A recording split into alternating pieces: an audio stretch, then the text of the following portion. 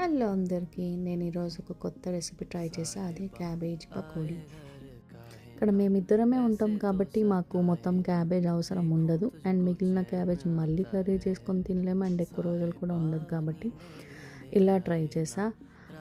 Recipe అయితే చాలా simple. దీనికి 1 స్పూన్ కారం, 1 స్పూన్ ఉప్పు, 1/4 స్పూన్ పసుపు, 1 కప్ బియ్యం పిండి, 1 కప్ మొక్కజొన్న పిండి, అండ్ 1/4 కప్ ఉప్మా రవ్వ, and 1 teaspoon ginger garlic paste అల్లం వెల్లుల్లి పేస్ట్ వేసుకోండి.